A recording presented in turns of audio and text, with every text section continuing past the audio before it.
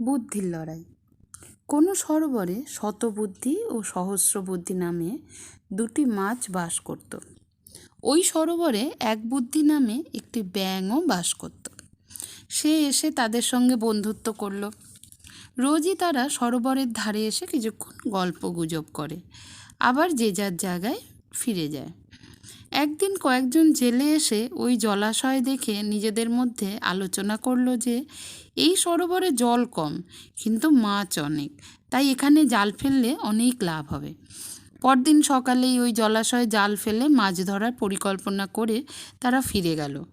ওদের আলোচনা শুনে শতবুদ্ধি, সহস্রবুদ্ধি ও এক বুদ্ধি চিন্তিত হয়ে পড়ল।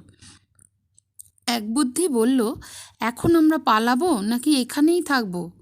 তোমাদের বুদ্ধি বেশি, তোমরা বলে দাও। সহস্রবুদ্ধি বলল, বন্ধু, এত সহজে ভয় পেও না। কথায় আছে, সাপ, খল ও দুষ্টু লোকের অভিসন্ধি কখনো সিদ্ধ হয় না। তাই এই জগৎ সংসারে এখনও টিকে আছে। যদি জেলেরা জাল ফেলে, আমার বুদ্ধি দিয়ে আমি তোমাদের রক্ষা করব।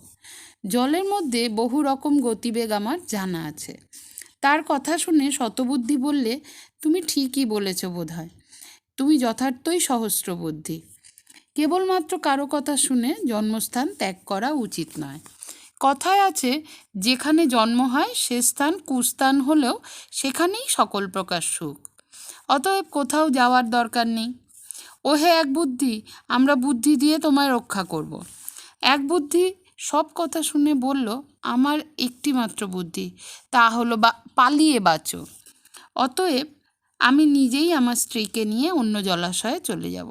এই কথা বলে এক বুদ্ধি সে রাতেই অন্যত্র চলে গেল। পরের দিন জেলেরা সকালে এসে জাল ফেলে মাছ, কচ্ছপ, ব্যাঙ, কাঁকড়া সমেত সমস্ত জলচরদের ওই সরোবর থেকে ধরে নিয়ে যায়। বহু প্রকার গতিবেগ জানা থাকায় অল্পক্ষণ আত্মরক্ষা করতে সক্ষম হলেও শেষ পর্যন্ত তারা পরিত্রাণ আর পায় না।